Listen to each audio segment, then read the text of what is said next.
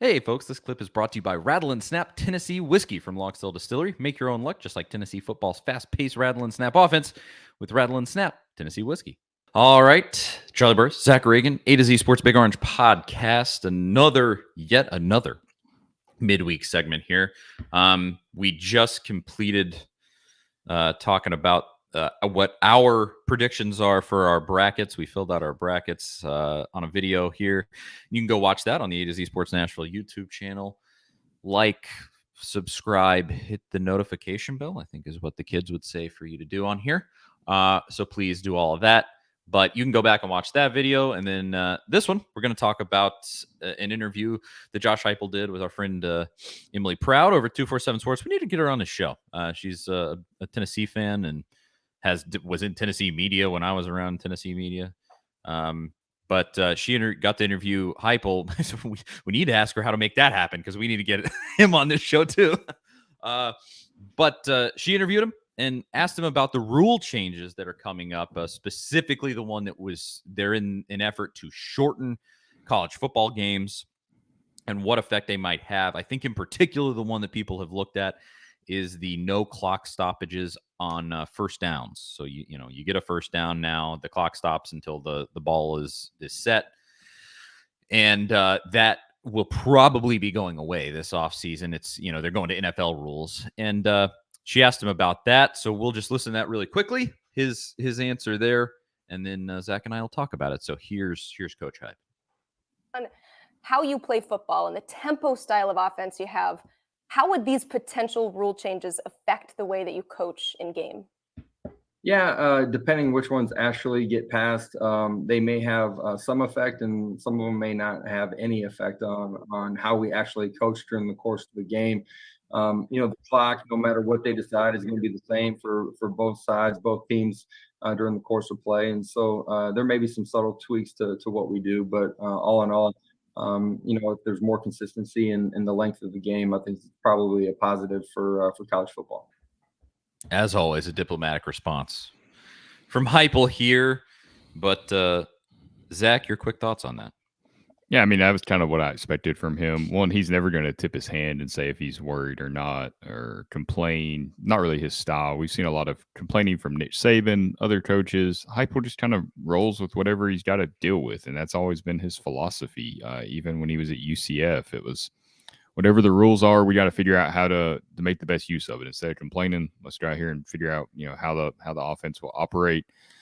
These particular changes, I think they'll probably be good for college football.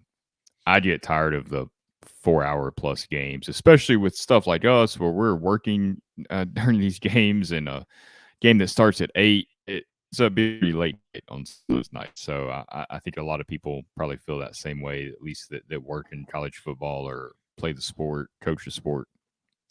So I don't think these rules fundamentally change anything about the game. I mean, it gets it a little bit closer to the NFL.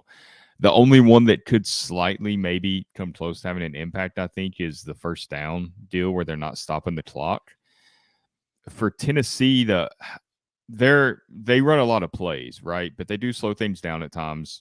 So that it's not about running as many plays as possible for them. It's about keeping the defense off balance. So that's more their MO when it comes to tempo. So I don't think, running just probably 5 less plays a game, whatever it'll translate to, will hurt Tennessee that much. Where I do think it could affect them a little bit, those end of half situation that Heupel puts a lot of importance on. They get the ball with 40 seconds on the 15. They've got 1 or 2 timeouts. They're counting on that clock to stop on a first down because they're moving so fast that it almost is like a timeout for them. Yep. So I think it could impact some of those 2-minute situations, but other than that, I don't think it should have a major impact on them. Yeah, completely agree. You look at the end of the Alabama game this year, that would have gone differently with that rule change.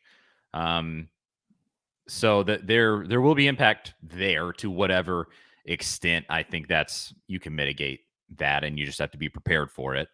Like NFL coaches have to. He made a good point there where he said both teams have to do this. Yeah. It's not like the other team is suddenly getting advantage. They have to deal with it also.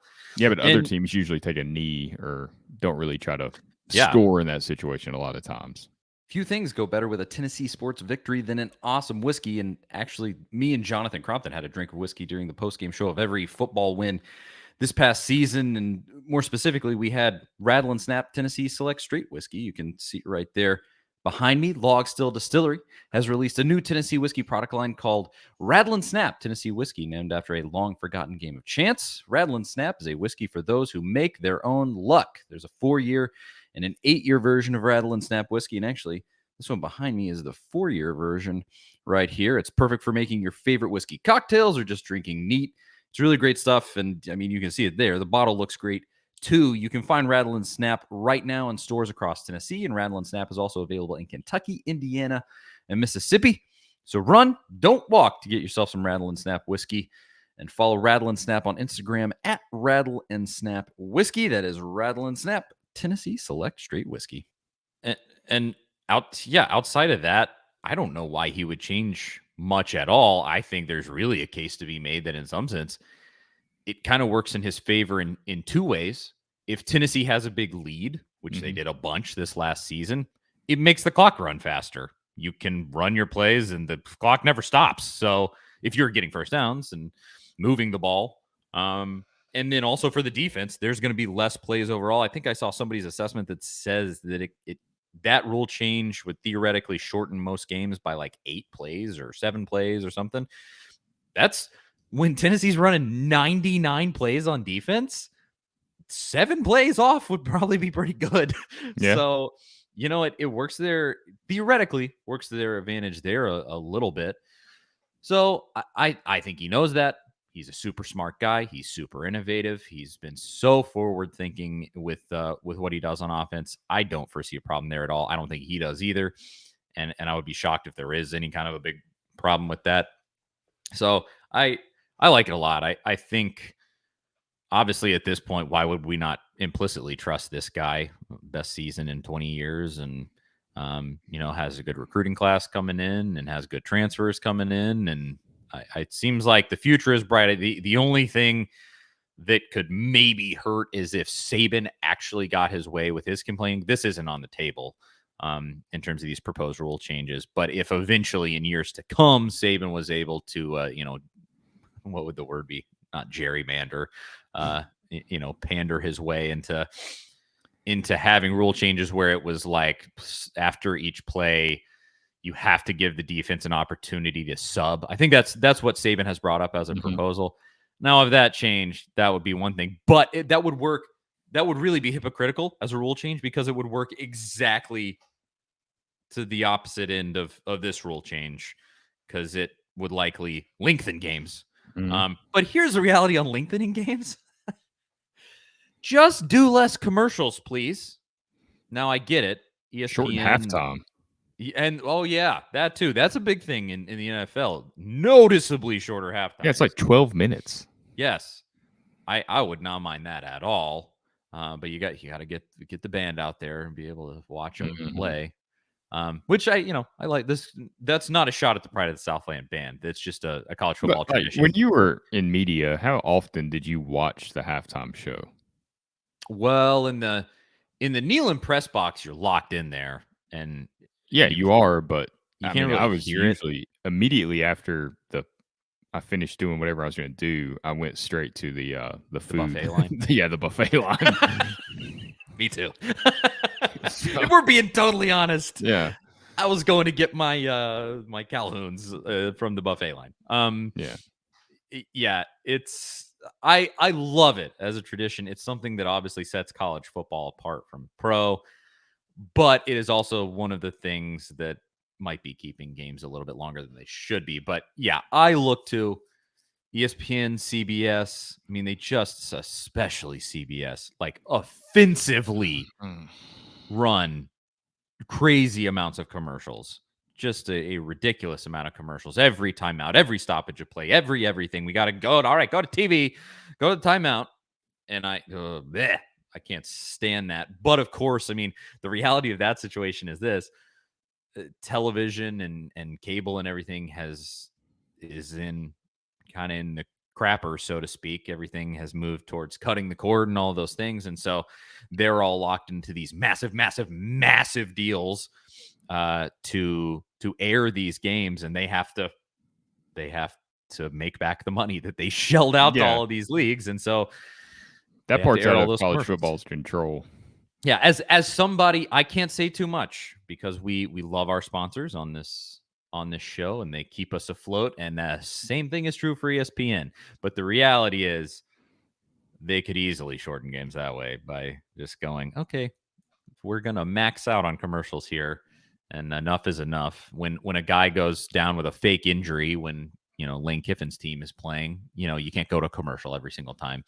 That might help. But that would definitely help some of these games shorten a little bit. The injuries that pop up. That was in that interview with Saban where he was complaining about Heupel's offense last week. They actually asked him about fake injuries, and it seemed like kind of across the board that got tamped down on. Nobody really did it against Tennessee much. Some.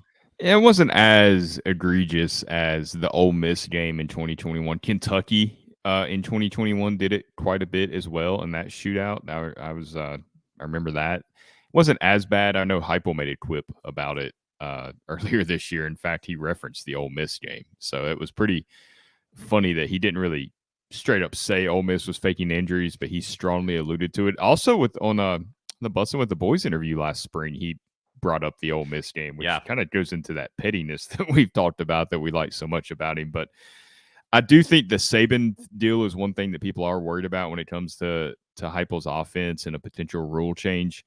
I don't think it should be a big concern. One, Saban's been on this, hill for 10 years now since Gus Malzahn was running fast offenses at Auburn in 2013.